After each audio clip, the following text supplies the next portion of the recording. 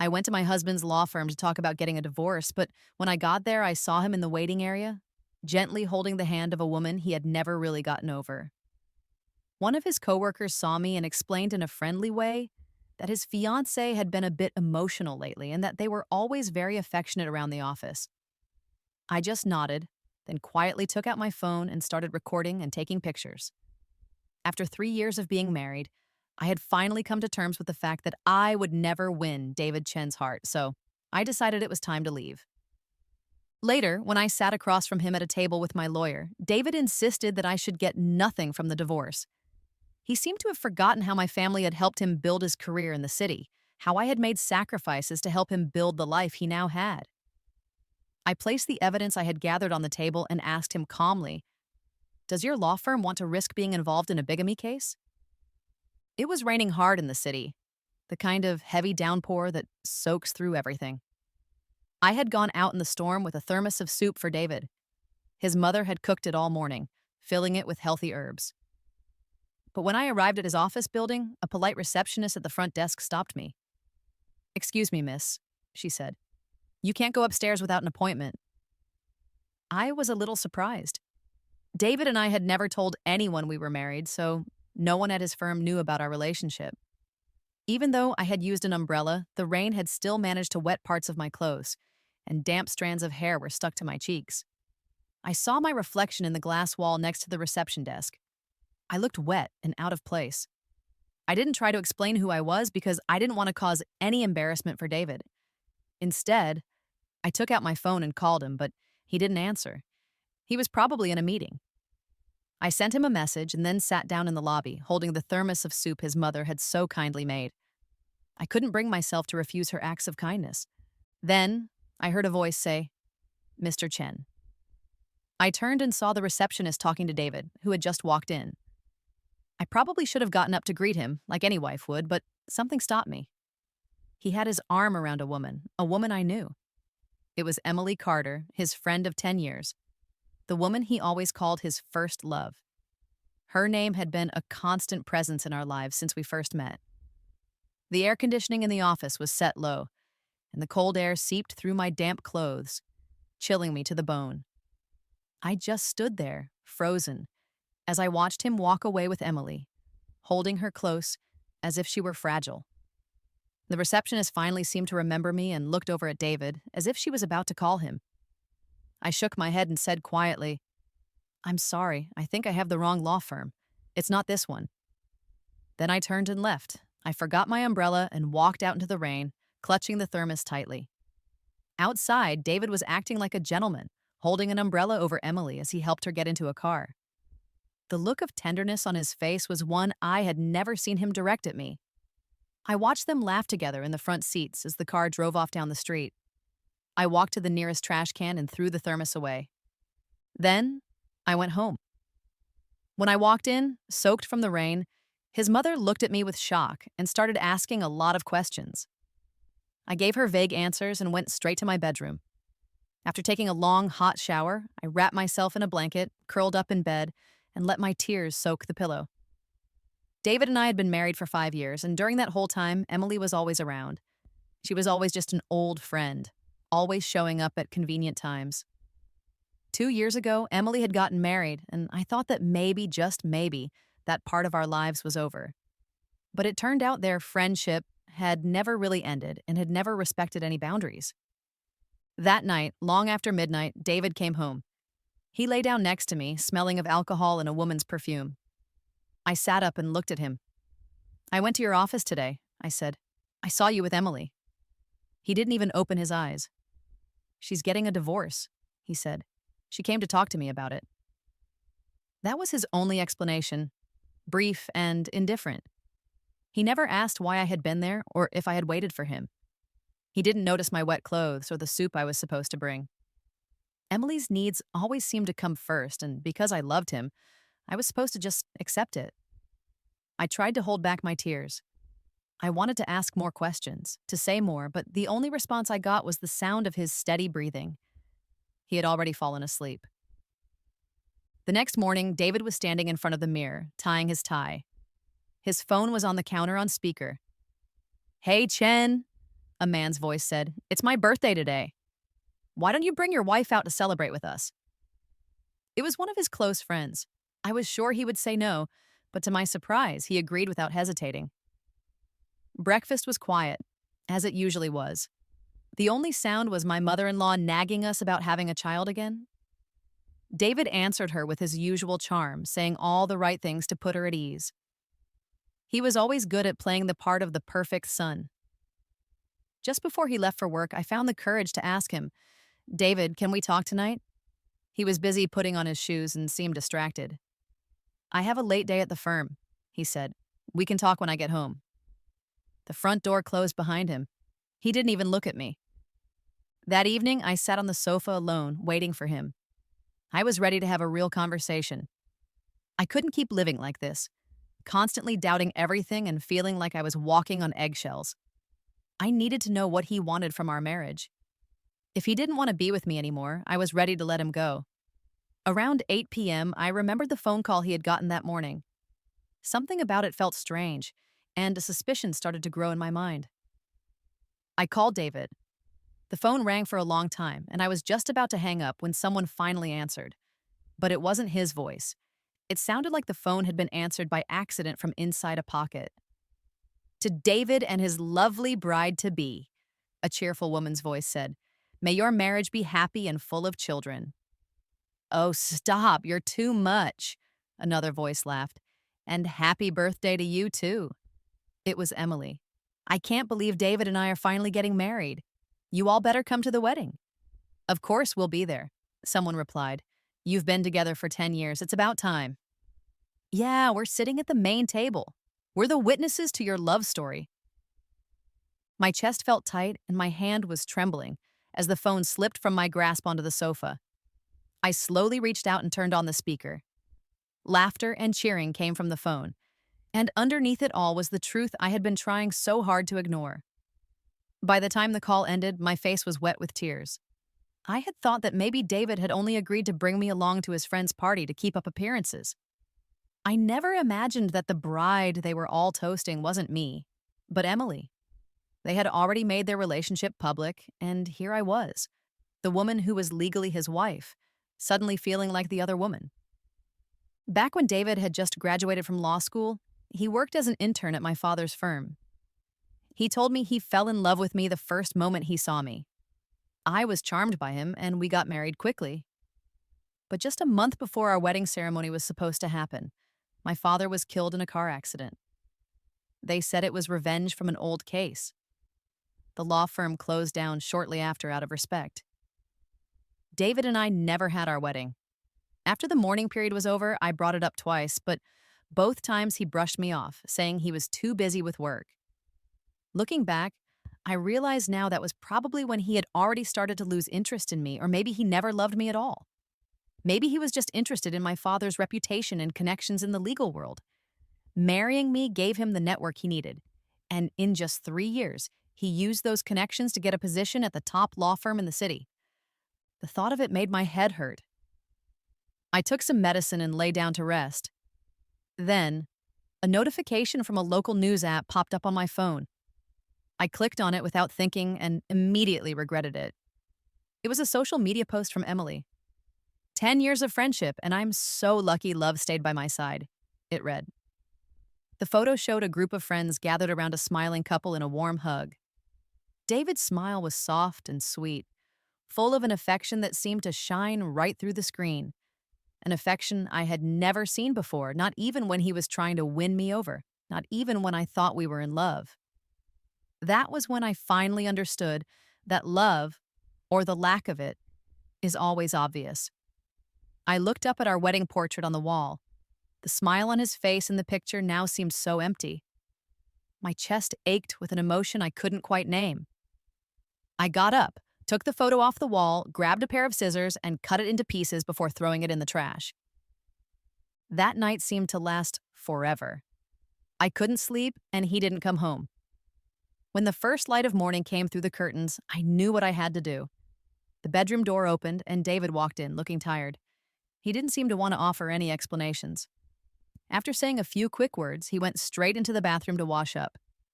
But today, I didn't want to just stay silent. I called out to him, "David, wait, I need to talk to you." He turned around. He had dark circles under his eyes from not sleeping. His expression was tired and annoyed. He assumed I was going to ask him questions, so he started to explain. "It was a friend's birthday last night. I had too much to drink." I cut him off, my voice quiet but firm. "David, I want a divorce." He froze.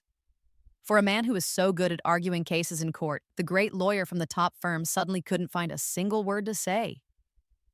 This was the second time I had asked David for a divorce. The first time was last year on our wedding anniversary. I had spent weeks planning a big surprise that I thought would change our lives. I remember that night clearly. We had a candlelit dinner, fresh flowers, warm hugs, and soft kisses. For a moment, I let myself believe that we were really in love. Just as I was about to wrap my arms around his neck and tell him that I was pregnant, his phone rang. It was Emily. He pushed me aside like I was nothing. "Sarah Miller, stop this," he said. "Emily is in danger. I have to go to her." "No, wait," I pleaded. "It's our anniversary. You promised you would be with me." "I have a surprise, something important to tell you."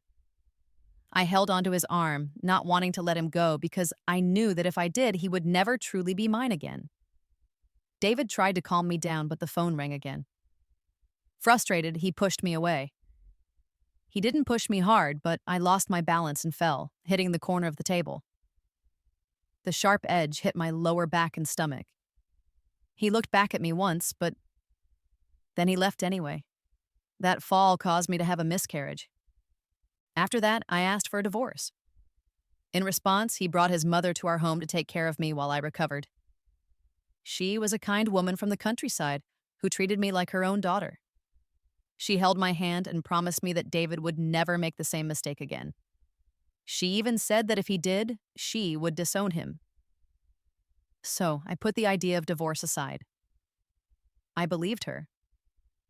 But now, I wasn't so sure that David could live up to the promises his mother had made for him. David stood in the doorway, getting more and more frustrated. "Sarah, I already explained. Emily only came to me for legal advice about her divorce. It's not what you think." Of course, he was still trying to act like he had done nothing wrong. I nodded. "This has nothing to do with Emily," I said. "I just don't want to live this life with you anymore." He didn't believe me. He thought I was just being dramatic. Without another word, he turned and went back into the bathroom, shutting the door behind him. I decided I would let a lawyer handle the divorce. I didn't want to face his mother's sincere eyes, or David's persuasive words again. "Hello, miss, we meet again." The receptionist, the same one from a few days ago, greeted me with a polite smile.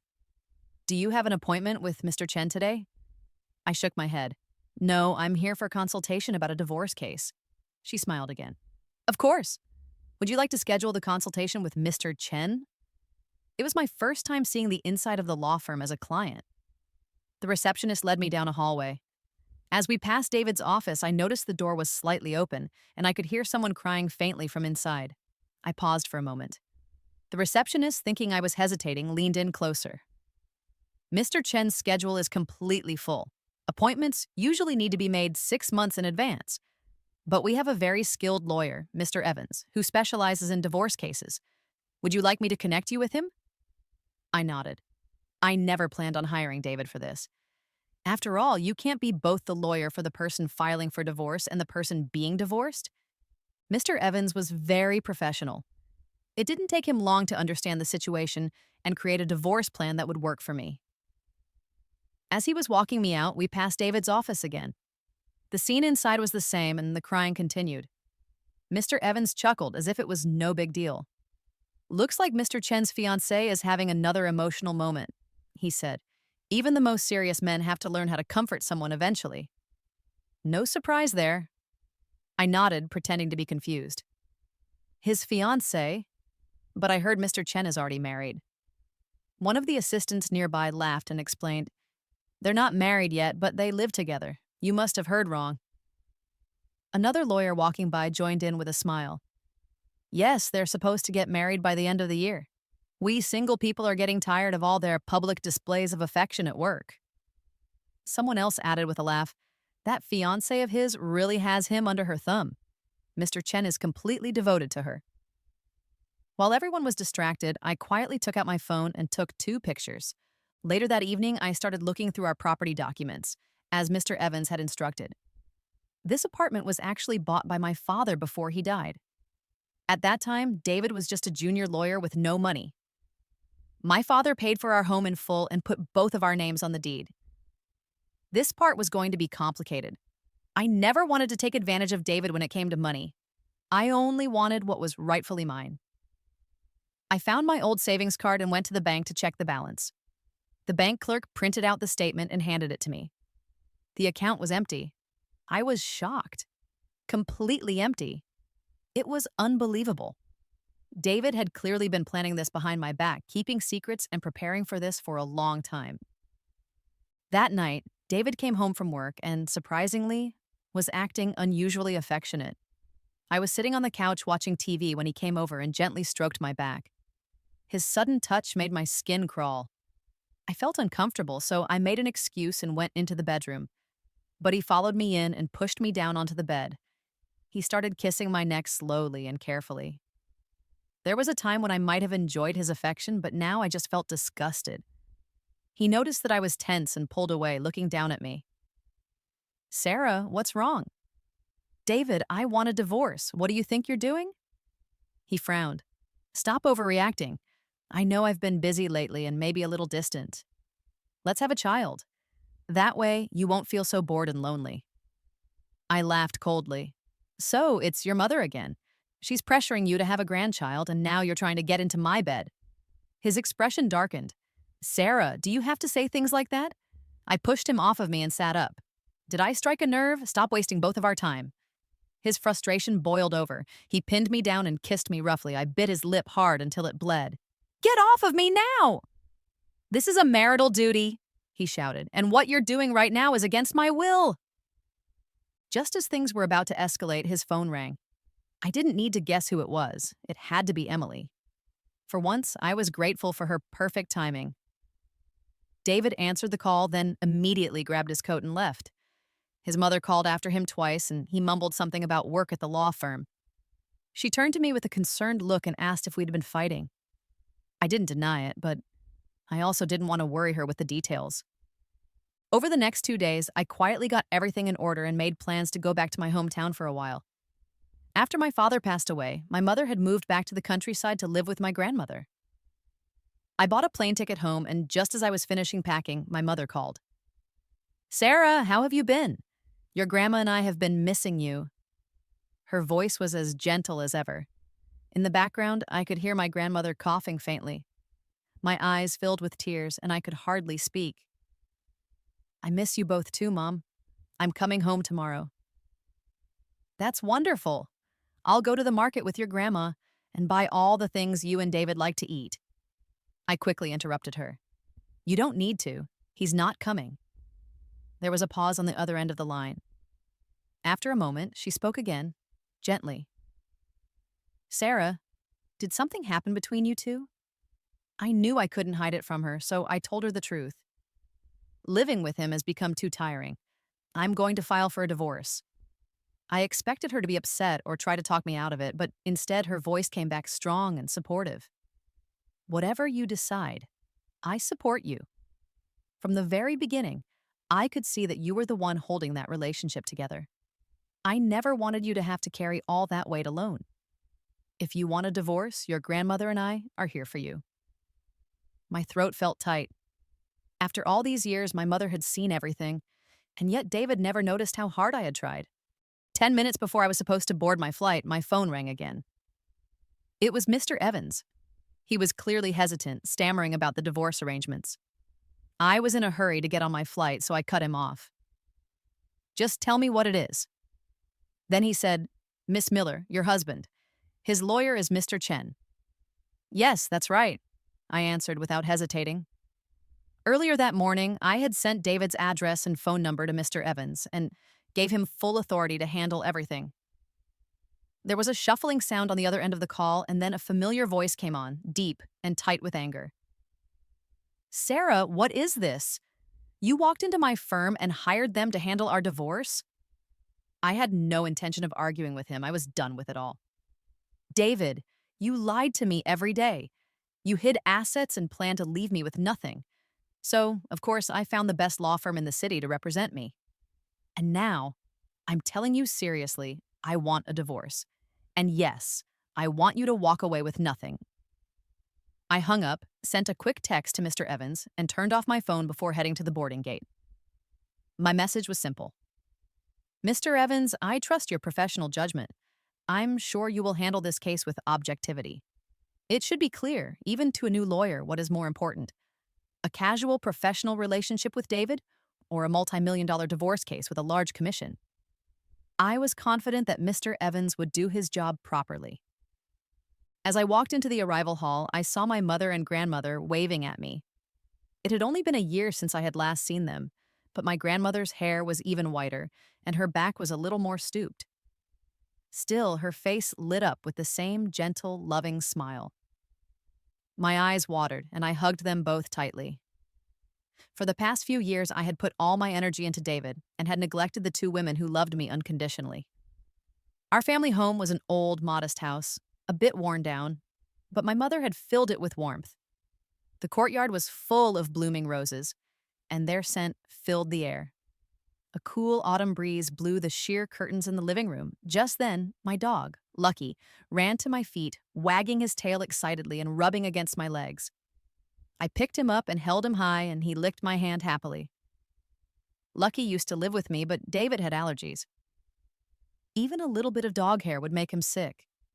We had argued about it once, but in the end, I had compromised and sent my dog back to the countryside. I kissed the top of his head and whispered, "I'm sorry, I still haven't lived the life I wanted." He tilted his head as if he understood my sadness, then spun around and rolled on the floor, trying to make me happy. I smiled and patted his head, a small feeling of warmth growing inside me.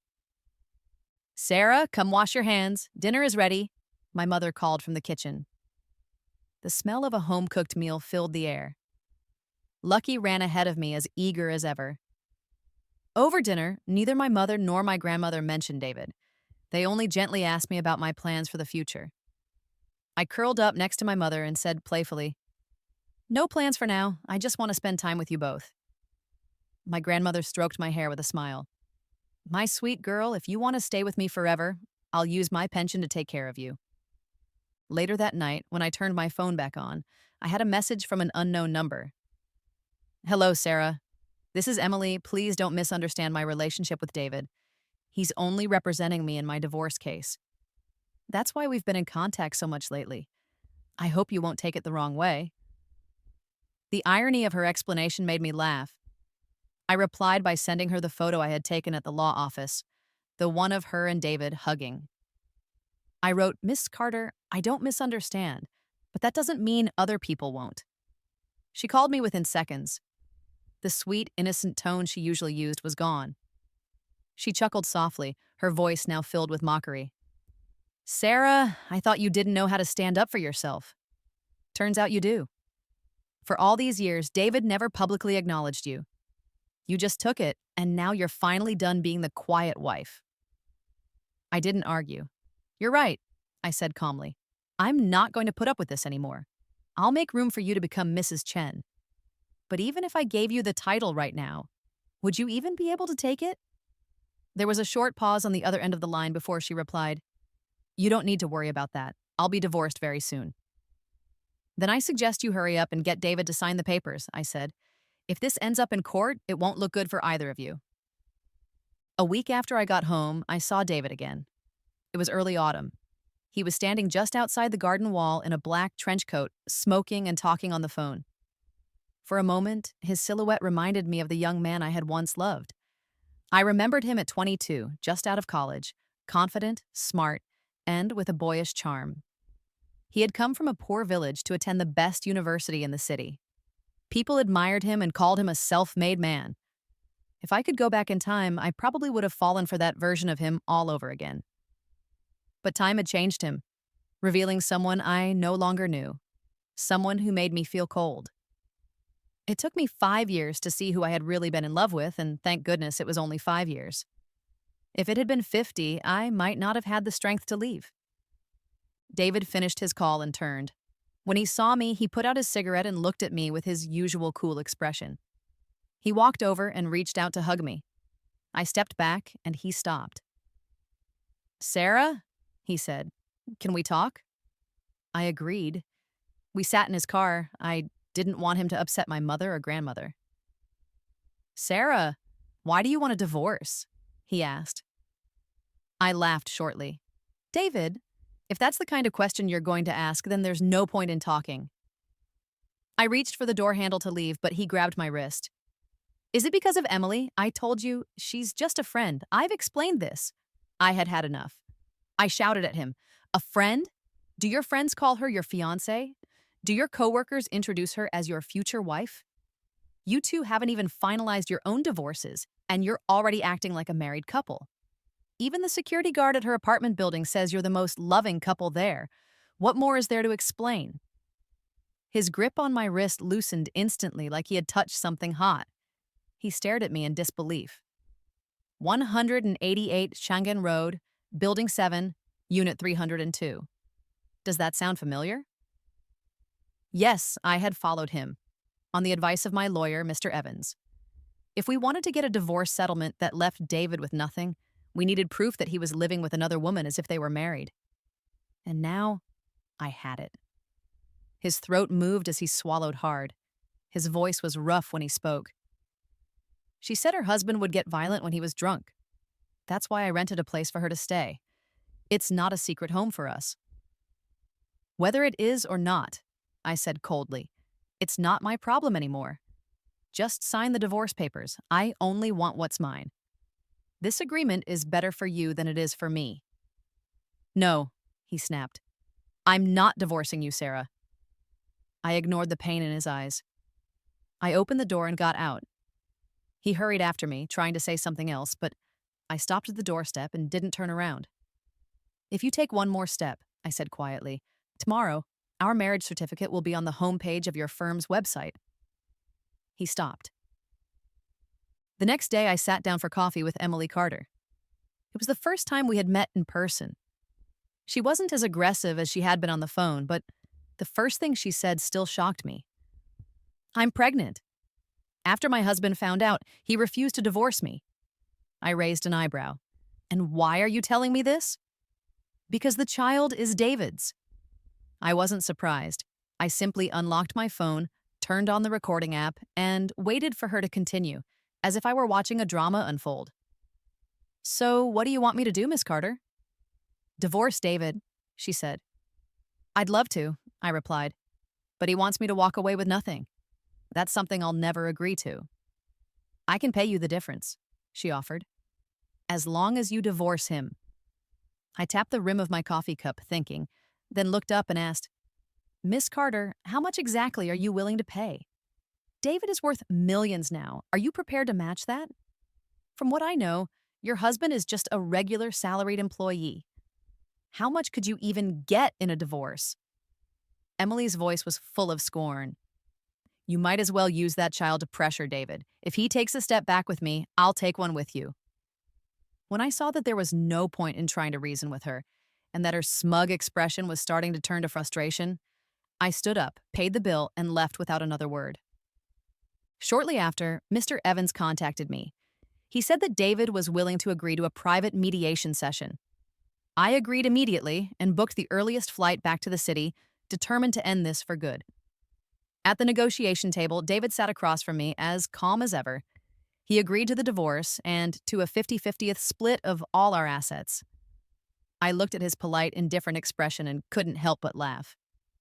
"Mr. Chen," I said slowly, "you moved assets around and now you still want half of the property? Is this your idea of a fair negotiation?" He replied flatly, "There was no diversion. I used those funds to pay off debts. My mother took on a lot of debt to raise me and pay for my education." Without a word, I slid a stack of photographs and a digital recorder across the table. His eyes fell on the top photo, and his face immediately tensed up. The first picture was of him and Emily in an intimate kiss. I pressed play on the recorder. One by one, voices came through, testimonies from his colleagues, from neighbors in their apartment building, all of them confirming that David and Emily had been living together as husband and wife for a while. Mr. Chen, I asked quietly, are you prepared to face charges of bigamy? I hadn't sent these recordings and photos to Mr. Evans yet. I trusted his professionalism, but I couldn't trust David's character. His face turned pale. The man who had always seemed so calm and in control now looked visibly shaken. Mr. Evans took the opportunity to calmly advise David to settle the matter privately. If this information made it to court, he said, the damage to his career and reputation would be irreversible. David, I said gently, almost with pity, I'm not asking for much. Don't forget who helped you get from being an unknown intern to where you are now. His hands clenched into fists. After a long silence, he finally gave in. When he signed his name on the papers, it was over. We split everything equally. The house went to me. I only took what was rightfully mine.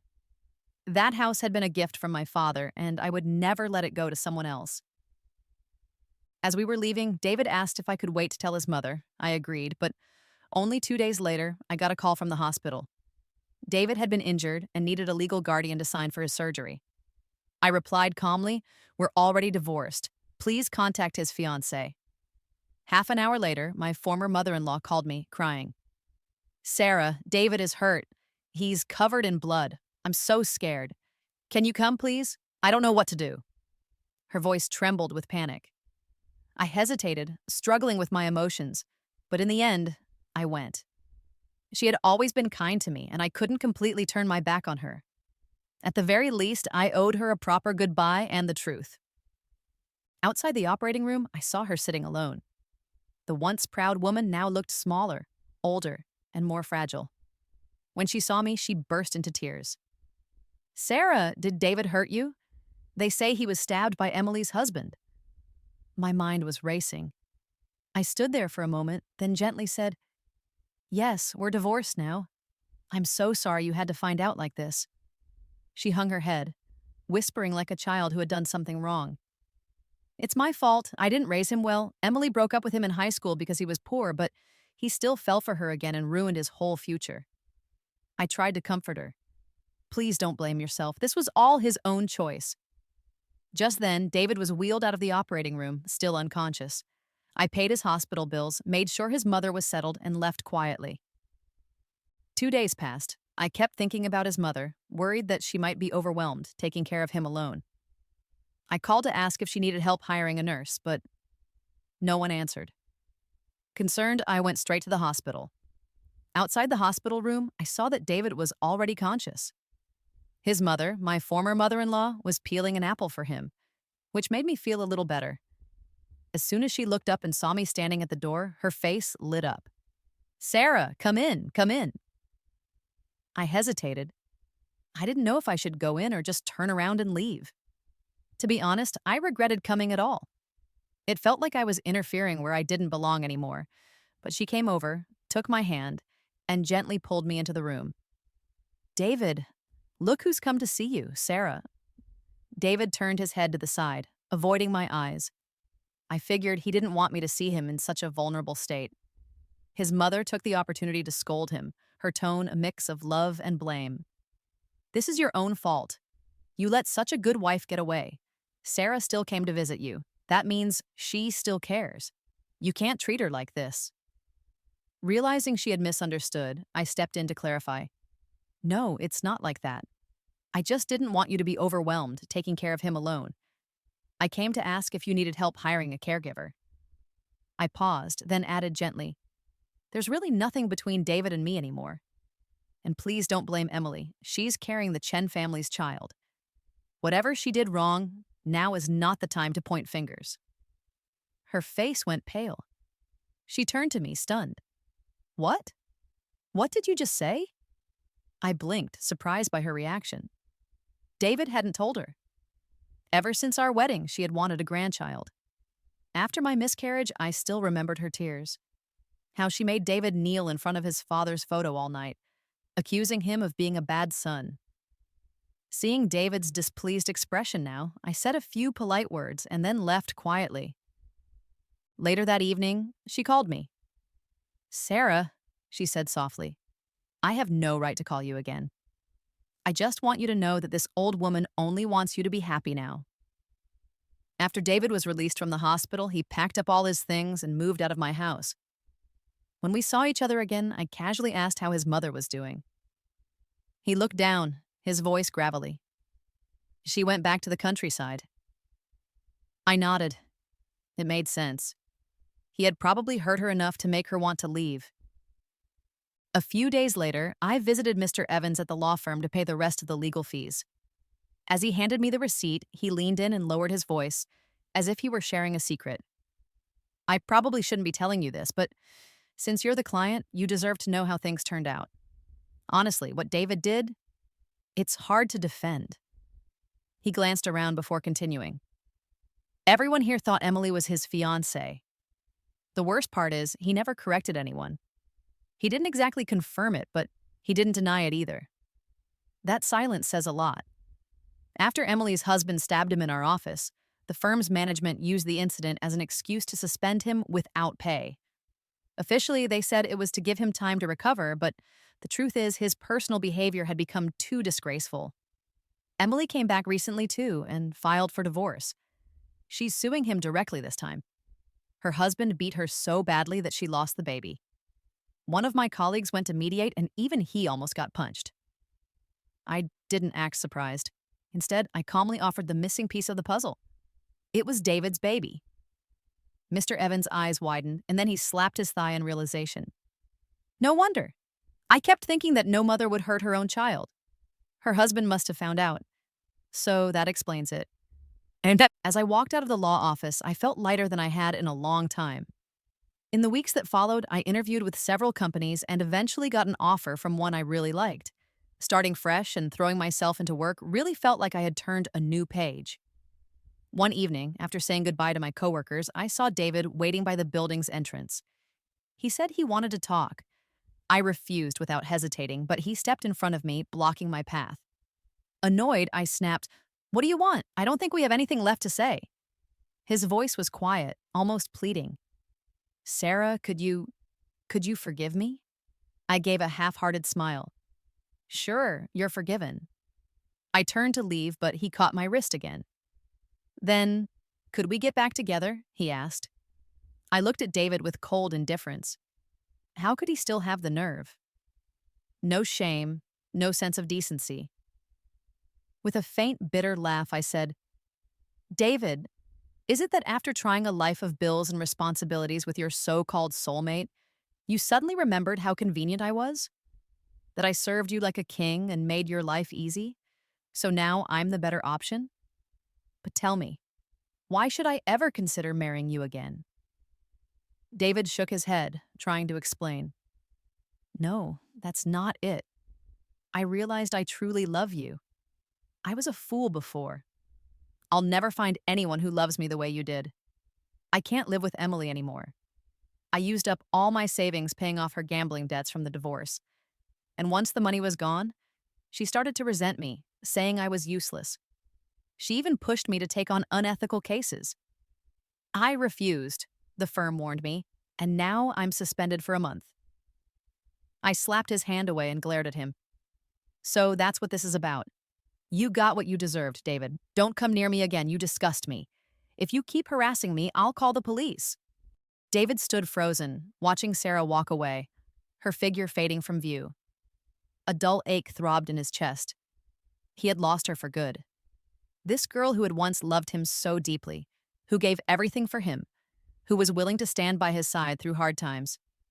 He wanted to fix it, but it was too late. Everyone who had ever truly loved him had already left. Emily was his first love, the girl who had brought light to his dark high school days. Even after she broke up with him to be with a wealthier man, he still believed he loved her. He thought that was what love was. Then he met Sarah. At first, he looked down on her, a spoiled, privileged daughter of a powerful man. But he needed her father. In the legal world, connections were everything. So, for the first time, He compromised his principles. He deliberately pursued Sarah, and she was so easy to win over. It didn't take long before he had gained her father's trust. Soon, he had risen to the top of her father's firm. To solidify that connection, he proposed to Sarah. She was young, naive, and hadn't seen much of the world. She couldn't even tell the difference between real affection and pretense. When he proposed, she cried with joy and said yes, never suspecting a thing. Later, a bigger law firm made him an offer. It was tempting, but it came with a condition. He had to change his testimony in a case that had long been closed. He agreed. Sarah's father was furious when he found out, scolding him for acting without talking to him first. But the damage had been done. The son of the man from that case was known for causing trouble. The day after the case was overturned, he drove straight into Sarah's father. It was David's car that day. The man thought David was behind the wheel. In the brief moment that David had stepped out of the car, the driver hit the gas and ran over Mr. Miller. He died at the scene. Crushed by guilt, David never filed for divorce. When Emily came back into his life, asking for help with her divorce and whispering promises of love, he was tempted. But he still didn't want to let go of Sarah.